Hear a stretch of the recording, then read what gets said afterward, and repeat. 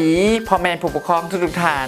มื้อนี้วิธีเลี้ยงลูกให้ฉลาดบทที่9ขอมาแบ่งปันเคล็ดลับในการสร้างให้ลูกมีความหักในการอ่านปึ้มดังที่พวกเขาฮู้ดี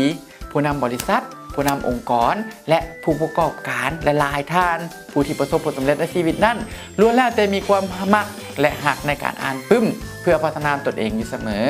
การสร้างให้ลูกมีความมักในการอ่านปึ้มในการอ่านหนังสือนั้นมันมีอยู่4ข้อพื้นฐานใหญ่ข้อที่1นำใส่ปึ้มนิทานการนำใส่ปึ้มนิทานนั้นจะเป็นเครื่องมือที่ดีที่สุดในการสร้างให้ลูกมีความมักในการอ่านปึ้มการนำใส่ปึ้มนิทานบ่เพียงแต่สร้างให้ลูกมีความคิดสร้างสรรค์อย่างที่ไหนลูกสามารถใช้คำศัพท์อย่างอุดมสมบูรณ์ได้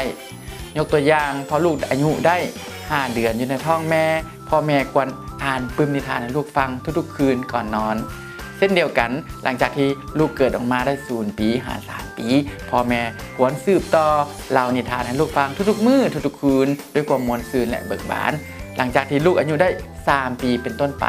พ่อแม่ควรจับมือพาลูกอ่านประโยคต่างๆอยู่ในปึ้มนิทานนั้นและให้ลูกออกเสียงตามหลังของเสียงพ่อแม่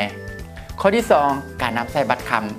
การนำใส่บัตรคำบ่เพียงแต่ไปกระตุ้นความคิดสร้างสรรค์ของลูกเท่านั้นยังเห็นให้ลูกสามารถฮู้คำศัพท์ได้อย่างกว้างขวางฮู้คำศัพท์ได้อย่างอุดมสมบูรณ์การนำใส่บัตรคำที่มีประสิทธิภาพสูงสุดนั้นจะต้องมีรูปภาพและตัวหนังสือไปพร้อมๆกันข้าพเจ้าขอยกตัวอย่างเช่นหนองควันเกาะดินทรายขึ้นทะเล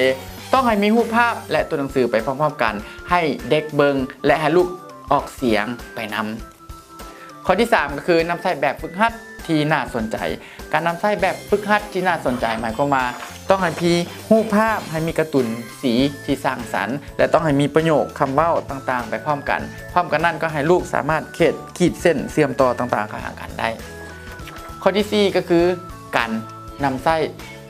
การขีดเขียนต่างๆพอลูกอายุได้2 ปีขึ้นไปควรพาลูกจับมือขีดเขียนเส้นซื่อขีดเขียนเส้นโค้งขีดเขียนวงมน3 แจ๋4 แจ๋ต่างๆและพร้อมเดียวกันนี้ก็เอาสิ่งที่น่าสนใจเป็นต้นแม่นการขีดเส้นซอกหาทางออกต่างๆให้ลูกเฮ็ดก่อนหลังจากที่ลูกขีดเส้นซื่อขีดเส้นโค้งได้แล้วควรให้ลูกฝึกเขียนกอไก่ขอไข่ ABCD ตามลำดับต่อไปมาฮอดวินนี่วิธีเลี้ยงลูกให้ฉลาดบทที่9ก็จบเพียงเท่านี้พบกันใหม่ในตอนต่อไปขอบใจ